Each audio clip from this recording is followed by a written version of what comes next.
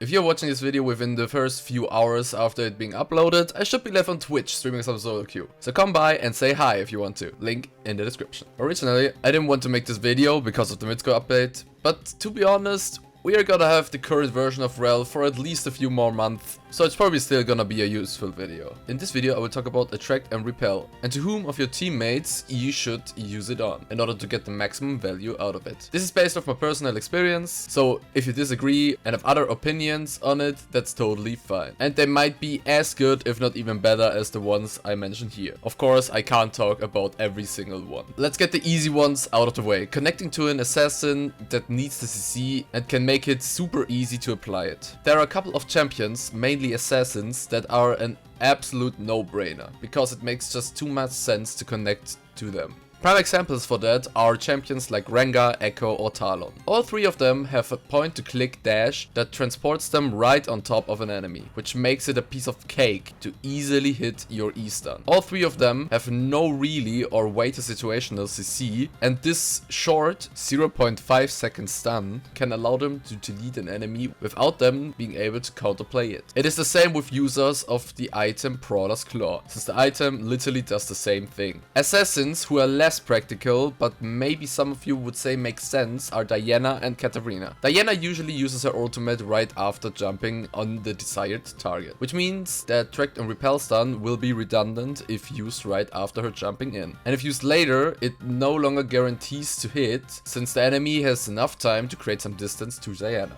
And Katarina rarely jumps directly on the enemy itself, but rather on her daggers, so she usually doesn't guarantee a stun either. Divers overall are usually a very good choice to connect to. Champions like Zac, Maokai or Wukong also usually make it pretty easy for you to get an E-stun off. Just make sure you don't stack your CC with the CC of the diver. For example, when a Zac jumps in, wait a few seconds before casting E after the knockup lands. But this works in both ways. So if you see yourself facing Rengar, Talon or Echo or some assassin that also has a point-to-click CC, you can use that fact against them. In that case, you want to connect to your most valuable backline ally, who you assume will be the focus of the enemy assassins. And then you just use it once they jump on it.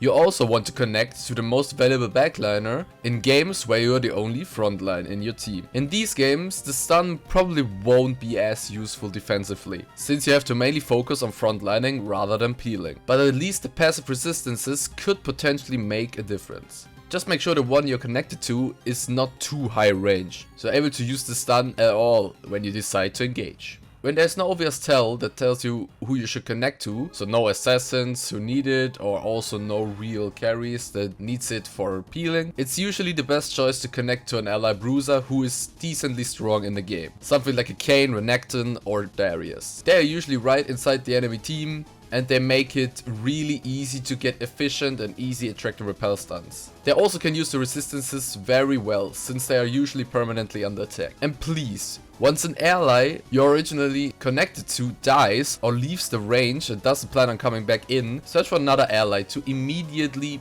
bind yourself to. It's not that important who you decide to connect to in these situations, but please just connect to anyone, so the resistances don't get wasted. I see so many clips of Rell players who completely abandon their E ability once the original target leaves it in teamfights, and there is really no reason to do this. But that's it gonna be for this video. Don't forget to check out my Twitch, and I will see you all in the next one.